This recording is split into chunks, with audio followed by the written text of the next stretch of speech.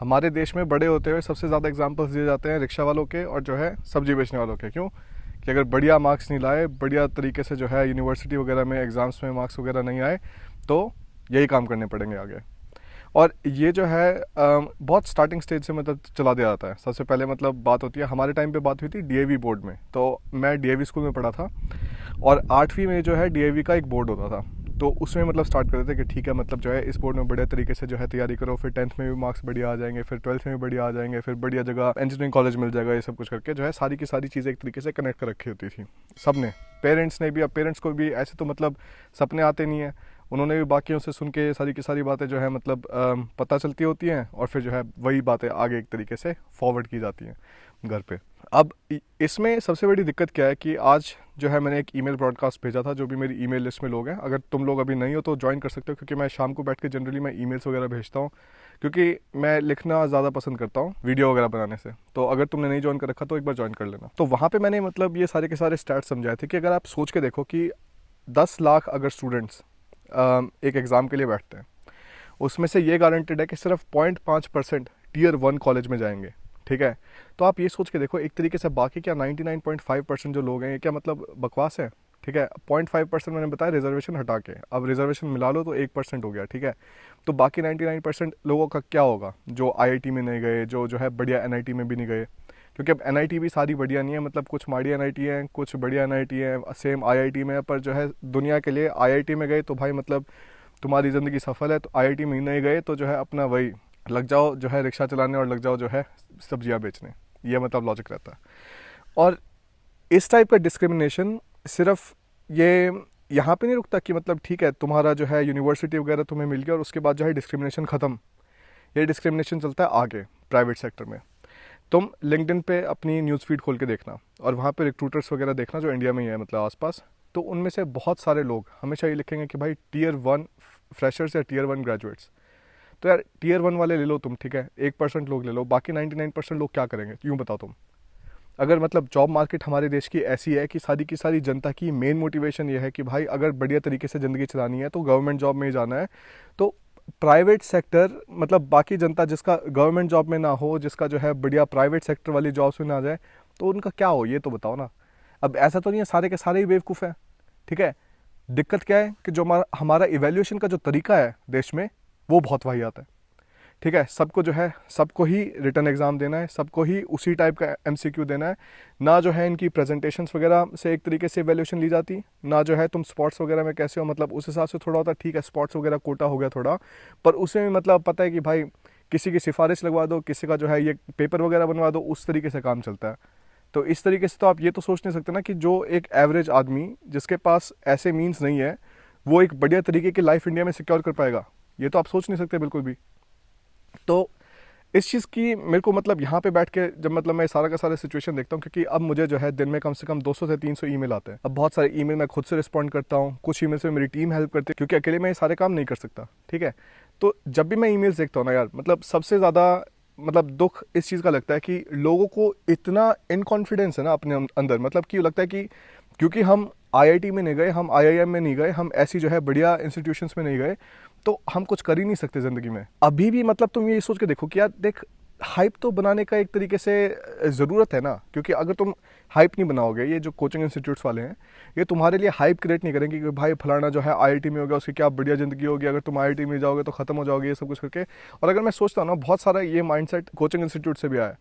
उस टाइम पे जब मैंने कोचिंग स्टार्ट करी थी 9th से, 9th में गया कोचिंग में, 10th में गया कोचिंग में, 11th में गया कोचिंग में, 12th में गया कोचिंग में।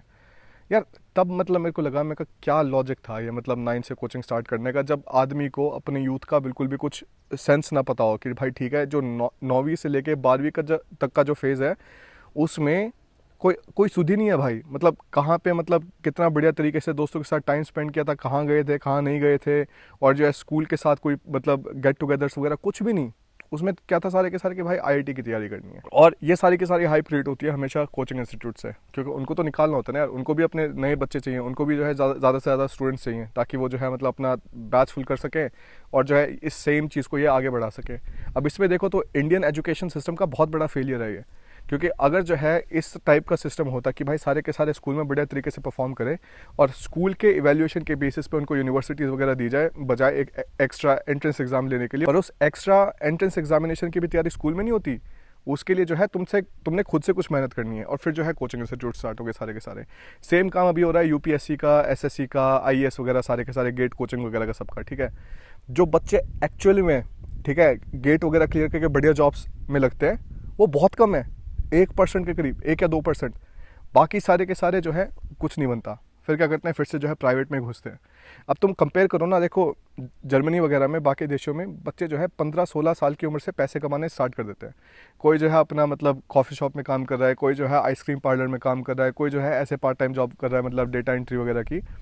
और इंडिया में अगर तुम लोग देखो ना, मतलब देख, इसमें बहुत हद तक का पेरेंट्स का भी फॉल्ट है कि उनको ये लगता है कि भाई ठीक है, जब तक तेरी पढ़ाई ख़त्म नहीं होगी तू जो है काम नहीं करेगा, हम ही जो है तेरे को मतलब तेरा पेट भरेंगे।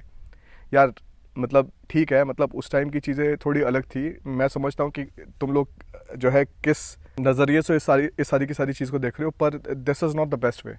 क्योंकि यार अगर बाकी बाहर के लोग 15 साल की उम्र में कमाने स्टार्ट कर रहे हैं और इंडिया में अगर लोग जो है 24-25 साल की उम्र से जो है पैसे कमाने स्टार्ट कर रहे हैं, तो 10 साल तो ऐसे हो ना जिसमें तो यार तुमने फिर से मतलब घिसाई की है और जो है सिर्फ बैठ के एग्ज़ाम्स की तैयारी करी है और कुछ भी नहीं किया तुमने।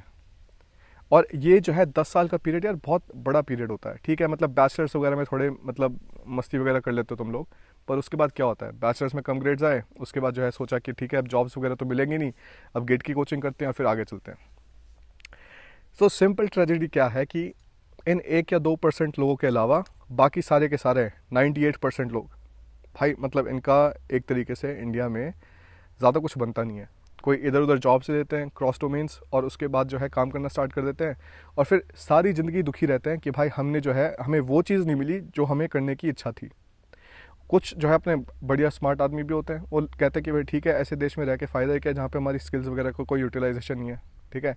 ये चीज़ तुम्हें अपनी जो है थोड़ी पेरेंट्स से भी सीखनी चाहिए कि भाई पेरेंट्स भी तो मूव किए थे ना, वो भी तो गाँव से उठ के कहीं बाहर आए थे, गांव से उठ के वो भी शहर गए, उन्होंने अपॉर्चुनिटीज़ वगैरह ढूंढी और जो है अपना काम वगैरह करना स्टार्ट किया। वो भी तो गांव के गांव में तो बैठे रही पूरी ज़िंदगी। तो अगर तुम्हें थोड़ी बहुत इंस्पिरेशन लेनी है तो भाई उन्हीं से ले लो, मेरे से क्यों ले रहे हो, किसी और से क्यों ले रहे हो, अपने पेरेंट्स से ले लो, ठीक है। क्योंकि तुम ये सोच के देखो, उन्हें देखा कि भाई इस जगह में जहाँ वो रह रहे हैं उनकी अपॉर्चुनिटी ज़्यादा वगैरह नहीं मिलेंगी उनको, तो वो मूव किए। अब तुम जो है ऑलरेडी शहर में तुम मतलब जनरली बॉर्न हुए होगे, ठीक है। अगर तुम्हें पता है कि इस शहर में तुम्हें अपॉर्चुनिटीज़ वगैरह नहीं मिलेंगी तो मतलब तुम और कहीं मूव करके क्यों नहीं देखते। सबसे सिंपल तरीका लाइफ को चेंज करने का यही होता है कि भाई जिस सराउंडिंग्स में हो ना, अगर वो सराउंडिंग्स बढ़िया नहीं लग रही है, वो सराउंडिंग्स तुम्हें एनेबल नहीं करेंगी कुछ बढ़िया करने के लिए, तो भाई सराउंडिंग्स चेंज कर दो। मेरे लिए मतलब that was a very beneficial thing. अब मैं बाहर आया, मतलब जो है कहीं भी मूव कर सकता हूँ, कहीं भी जा सकता हूँ, किसी भी देश में रह सकते हैं हम यूरोप में, तो ये जो है मतलब काफ़ी बेनिफिशियल रहा। और अगर मैं कभी बाहर आता ही नहीं, उस टाइम पे मेरे पेरेंट्स भी अगर मेरे को सपोर्ट करते ही नहीं, तो मतलब ना तो मैं अपना जर्मनी आ पाता। सबसे पहले मतलब कॉन्फ्रेंस में आया था मैं 2014 में, उस टाइम पे मेरी अलीना से मुलाकात हुई थी, ठीक है। फिर 2015 में मैं इंटर्नशिप के लिए आया था, फिर 2016 में मास्टर्स के लिए आया था। तो ये तो मतलब थोड़ा बहुत खुद से करना पड़ता है। देख पेरेंट्स तो सपोर्ट ही कर सकते ना, मेन काम तो तुमने करना है। मैंने भी कॉन्फ्रेंस वगैरह तो मतलब मुझे ही देखनी पड़ी थी, मुझे ही पेपर भरना पड़ा था आगे, और किसी ने तो भरा नहीं आके। इंटर्नशिप भी मैंने ही ढूंढी थी। अब मेरे पिताजी तो आए नहीं थे कि मतलब जो है ये री इंटर्नशिप और जो यहाँ पे आके तो जो है अपना काम स्टार्ट कर दे, नहीं, मैं ही लगा हुआ था उसमें, ठीक है। मास्टर्स का भी सेम काम। तो यार तुम किसी और को क्यों एक्सपेक्ट करते हो? ये इतना गंदा कल्चर है ना, जो तुम सोचते हो कि ठीक है भाई अपना हम खुद से कुछ नहीं करेंगे, हम जाएंगे किसी कंसल्टेंट के पास। मेरे पास कभी कभी इतनी वाहियात कॉल्स आती है, मेरे को बोलते कि भाई जो है आप जो है हमारे पेपर संभालो। मैं कहा भाई ठीक है, मतलब मैं पेपर वगैरह, अगर वीज़ा वगैरह की बात हो, जब मतलब जो है कुछ सवाल वगैरह हो, वो तो मतलब मैं हेल्प कर दूंगा तुम्हें, किसी कोई दिक्कत नहीं है। पर तुम ये कैसे सोच रहे हो कि यार कि मैं तुम्हारे लिए बेस्ट यूनिवर्सिटी सिलेक्ट करके तुम्हें बता दूंगा। सबसे मतलब क्वेश्चन रहता है कि भाई बेस्ट यूनिवर्सिटीज़ बता दो। यार बेस्ट यूनिवर्सिटीज़ ये तो देखो ना कि बेस्ट कोर्सेज कौन से हैं, तुम्हारे इंटरेस्ट के कोर्सेज कौन से हैं। किसी बढ़िया से बढ़िया कोर्स में चले जाओ, उसमें इंटरेस्ट नहीं होगा तो मतलब जाके कर क्या लोगे? फिर से बुरे मार्क्स आएंगे, फिर से जो है जॉब नहीं मिलेगी, फिर से जो है उसी स्पाइरल में घुस जाओगे। तो ये सारी काफ़ी मतलब ज़रूरी चीज़ें होती है। जो आउटसोर्सिंग वाला ड्रामा है ना यार, मतलब जो खुद से कुछ नहीं करना और जो है किसी और को सारी की सारी चीज़ें थमा दो जाके, वो बहुत बुरा है। क्योंकि अगर तुम्हें ज़िंदगी में कोई चीज़ बहुत ज़्यादा इंपॉर्टेंट है तो तुम उस डिसीजन को तुम्हें आउटसोर्स कभी नहीं करना चाहिए। वो डिसीजन आउटसोर्स किया तो भाई जिंदगी में सिर्फ रिग्रेट ही रिग्रेट होगा। और तुम किसी और कंसल्टेंसीज वगैरह के पास जाओगे तो वो देंगे भाई 1 लाख, 1.5 लाख, 2 लाख, 5 लाख, हर टाइप के पैकेज देंगे तुम्हें। वो मेरे को इससे फ़र्क नहीं पड़ता कि मतलब वो किस हिसाब के मतलब जो है तुम्हें पैकेजेस दिखा रहे हैं। मुझे इस चीज़ से फ़र्क पड़ता है कि जब तुम जर्मनी आने की कोशिश कर रहे हो तो काफ़ी हद तक उसमें जो तुम्हारी कोशिश रहे वो खुद की रहे, क्योंकि ये एक हैबिट ही होती है जो डेवलप करनी पड़ती है। और मेरे साथ रहोगे तो वो हैबिट थोड़ी डेवलप हो जाएगी। किसी और को आउटसोर्स कर दिया ना, बोल दे कि भाई हाँ ये ले जो है सारे के सारे कागज़ जाके जो है टेबल पे धरा है, उसके बाद कुछ नहीं बनेगा ज़िंदगी में। क्योंकि अपॉर्चुनिटीज़, जो सबसे बढ़िया जो अपॉर्चुनिटीज़ होती है ना, वो तुम्हें कोई थाली पे ला के देता नहीं है। वो जो है खुद से ढूंढनी पड़ती हैं, खुद से बनानी पड़ती हैं।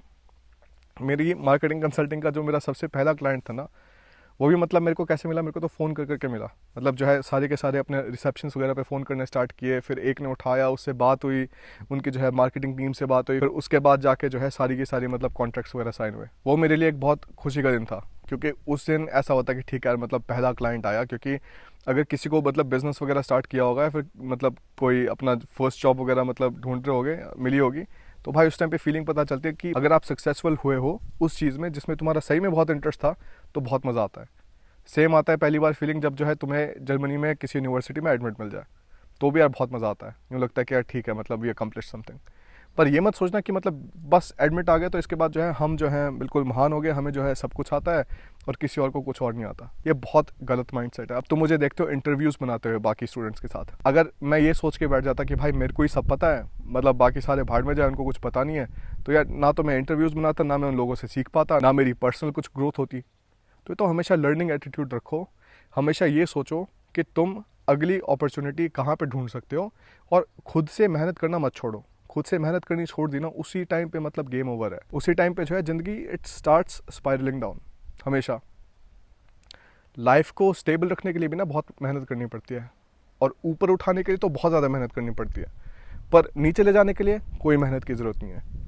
सारे एफर्ट्स करना छोड़ दो, लाइफ अपने आप नीचे चली जाएगी, तुम्हें कुछ करने की ज़रूरत नहीं है। तो यार सोचो इसका। टियर 3 कॉलेज का मतलब ये नहीं है कि मतलब ठीक है टियर 3 से आ गए तो मतलब तुम्हारी इंडिविजुअल कैपेबिलिटीज़ ख़त्म हो गई, मतलब तुम्हारे लिए कुछ तुम करने लायक हो ही नहीं कुछ भी। मैं भी टियर 3 से ही आया हूँ, ठीक है। अब कोई जो है उसको स्टेट गवर्नमेंट यूनिवर्सिटी बोल के बहुत बड़ा चढ़ा देंगे, कुछ जो है उसको माड़ा बता देंगे, कुछ भी बोलते रहे। मेरे को तो यूँ है कि ठीक है टियर 3 कॉलेज है। अब टियर 3 कॉलेज का मतलब ये थोड़ी ना होगा कि भाई इंडिविजुअल भी टियर 3 है, तुम्हारी कैपेबिलिटीज़ ज़ीरो है, तुम्हें कुछ आता जाता नहीं है। नहीं, आता जाता सबको है, सबको किसी ना किसी चीज़ में इंटरेस्ट होता है, उसी चीज़ को यार परसू करो आगे। तो मैं तो पिछली वीडियो में बोला था कि अपनी जो भी तुम्हारी हॉबीज़ वगैरह है ना, जो भी कोई एक तरीके से पैशन है तुम्हारा, उसको हमेशा पकड़ के रखो, क्योंकि कभी ना कभी लाइफ में ऐसी अपॉर्चुनिटी आएगी जहाँ पे तुम उस पैशन को मोनेटाइज कर पाओगे। जिस दिन वो अपॉर्चुनिटी आ गई उस दिन जो है तुम्हें ये भी पता चल जाएगा कि भाई अपने ही पैशन में करियर वगैरह बना के कैसा लगता है। तो इसका भी थोड़ा ध्यान रखना। टियर 3 का मत सोचना ज़्यादा। और जो भी कोई इस मेंटालिटी को सब्सक्राइब करता है ना कि भाई बेस्ट यूनिवर्सिटीज़, वर्स्ट यूनिवर्सिटीज़, ये वो सारा का सारा ड्रामा करके, मतलब करने दो यार उनको। हमेशा ये याद रखना कि अगर कोई भी किसी को हायर करता है ना, तो यूनिवर्सिटी के बेसिस पे कम हायर करता है। तुमने ज़िंदगी में क्या कुछ अकम्प्लिश किया है उसके बेसिस पे लोग ज़्यादा हायर होते हैं। और मैंने बहुत सारे अपने बिजनेस पार्टनर से बात कर रखी है, मैंने बाकी रिक्रूटमेंट एजेंसी से बात कर रखी है। हमेशा यही होता है। कोई ये नहीं होता कि भाई अगर तुम TUM से ही पढ़े हो तो भाई TUM से पढ़ने के बाद तुम्हें तो जॉब्स ही जॉब्स हैं। भाई TUM से पढ़ लिया ना और ज़िंदगी में कुछ किया नहीं उस टाइम पे, मास्टर्स के टाइम पे जो है सिर्फ सब्जेक्ट्स ही क्लियर करें तो भी कुछ नहीं बनेगा। ठीक है, सोचो यार इसका थोड़ा। गलत संगत में ना रहो। मतलब मैंने बहुत सारे स्टूडेंट्स देख लिए जो हर कुछ पढ़ रहे होते हैं ऑनलाइन। कोरा पे तो भाई मतलब इंडियंस को पता नहीं क्या मज़ा आता है। कोरा में इतना टाइम स्पेंड करेंगे और सारी की सारी वाहियात चीज़ें सुनेंगे हर किसी की, और उसके बाद जो है दुखी होके बैठ के इतना टाइम वेस्ट कर रहे होते हैं। भाई टाइम वेस्ट करने के बजाय अपना थोड़ा जर्मन वगैरह सीख लो, यहाँ पे और बढ़िया अपॉर्चुनिटीज़ मिल जाएंगी। और जर्मनी में ही नहीं, स्विट्ज़रलैंड जाना होगा या ऑस्ट्रिया जाना होगा, वहाँ पे भी मिल जाएंगी, क्योंकि जर्मन तो बहुत सॉर्ट आफ्टर लैंग्वेज है। तो यार बढ़िया चीज़ों में टाइम लगाओ, ऐसी फालतू की चीज़ों में टाइम वेस्ट मत किया करो, कोई पॉइंट नहीं है उसका। और टाइम वेस्ट नहीं करोगे तो जो है तुम्हारे पास खुद के लिए मोर टाइम होगा, ताकि तुम बढ़िया चीज़ों में उसको लगा पाओ और अपनी लाइफ बिल्ड कर पाओ। मैं तो भाई बहुत खुश हूँ। मैं अपना दीनबंधु छोटूराम यूनिवर्सिटी है डी करसमुरथल हरियाणा में, और उसके बाद 2012 में मेरी बैचलर स्टार्ट हुई, 2016 में ख़त्म हुई। अपना 14, 15 और 16 को जो है मैं अपना जर्मनी पे आया था, और 16 में आके जो है मैंने अपनी फुल फ्लैश मास्टर्स स्टार्ट कर दी। उस टाइम पे नहीं पता था कि भाई यूट्यूब वगैरह स्टार्ट करूँगा क्या होगा। उस टाइम पे लॉजिक था कि ठीक है अपना मास्टर्स करूँगा, उसके बाद जो है जॉब स्टार्ट करूँगा। अब देखा कि भाई यूट्यूब वगैरह बढ़िया चल रहा है, तो मतलब मैंने इसको भी आगे पुश किया। ऐसा तो है नहीं कि मतलब जो है किस्मत बढ़िया निकली और जो है बस अपने आप ही सारी चीज़ें चलने लगी। चीज़ें चलाने के लिए मेहनत तो लगती है। अब ये स्टार्ट हुआ, उसके बाद जो है 2019 में हमने यहाँ पे घर खरीद लिया डेनमार्क में, एक छोटे से आइलैंड पे। सिर्फ 6000 लोग हैं यहाँ पे। कोरोना वगैरह की कोई मतलब ड्रामा है ही नहीं, ना मास्क वगैरह पहन के जो है सुपरमार्केट्स में जाना, ना ऐसी कोई रिस्ट्रिक्शंस हैं। और इस आइलैंड पे सिर्फ 2 केस थे पूरे टाइम। सोच के देखो, मतलब बहुत शांति की लाइफ। और उसके बाद जो है अभी हम कल अपना नॉर्वे निकल जाएंगे। ये जो फ्रीडम है ना यार, ये तो तुम्हें खुद से ही बिल्ड करनी पड़ेगी, खुद से मतलब मेहनत करनी पड़ेगी, और कोई आके नहीं करेगा तुम्हारे लिए। ठीक है, ओके। अभी अपॉइंटमेंट स्टार्ट होएंगी, तो फिर वीडियो बंद करता हूँ। पर ठीक से मेहनत कर लो, गलत जगह सारी की सारी इन्फॉर्मेशन मत उठाया करो। ठीक है, बस यही था।